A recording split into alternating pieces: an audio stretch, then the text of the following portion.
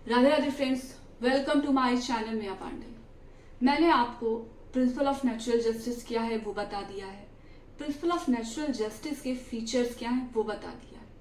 अब आज मैं आपको प्रिंसिपल ऑफ नेचुरल जस्टिस कहाँ नहीं लगेगा वो बता रही हूँ। एक्चुअली बहुत सारे सर्कमस्टांसेस हैं जहाँ पर प्रिंसिपल ऑफ नेचुरल जस्टिस के जो ये फीचर है ना वो लगते नहीं हैं। जो पहला, जिसे हम ये भी कह सकते हैं कि प्रिंसिपल ऑफ नेचुरल जस्टिस कहाँ से एक्सक्लूड किया जाता है, तो उसका एक्सक्लूजन, तो जहाँ पर प्रिंसिपल ऑफ नेचुरल जस्टिस नहीं लगता है उसमें से पहला एग्जाम्पल है डॉक्ट्रिन ऑफ नेसेसिटी।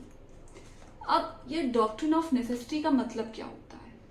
नेसेसिटी का मतलब अगर एक नॉर्मल और एक कॉमन मैं आपको बताऊं तो जरूरत, ठीक है। अब इसका और प्रिंसिपल ऑफ नेचुरल जस्टिस का रिलेशन क्या है, मैं आपको एक एग्जांपल के थ्रू बताती हूँ।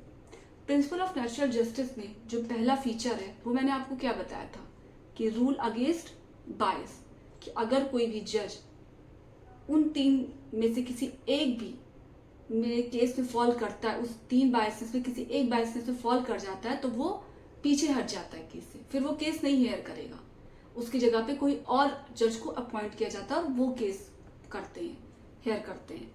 लेकिन कभी कभी सिचुएशन ऐसी आ जाती है कि जब कोई भी अल्टरनेटिव जज या कोई अल्टरनेटिव मोड नहीं अवेलेबल होता है कि उस केस को सुनने के लिए, तो हमें ये जानते हुए कि भाई एलिगेशन लगा हुआ है कि मान लो मैं उसके जो मैंने आपको समझा उसमें मैं एग्जाम्पल में जज थी, तो ये जानते हुए कि मैं बायसनेस हूँ या मेरा पर्सनल इंटरेस्ट है डिफेंडेंट की कंपनी में, उसके बाद भी डॉक्ट्रिन ऑफ नेसेसिटी के अंडर मैं ही उस केस को सुनूंगी, मुझे अलाउ कर दिया जाएगा, मतलब मुझे यहाँ पर रिक्यूज करने की जरूरत नहीं पड़ेगी।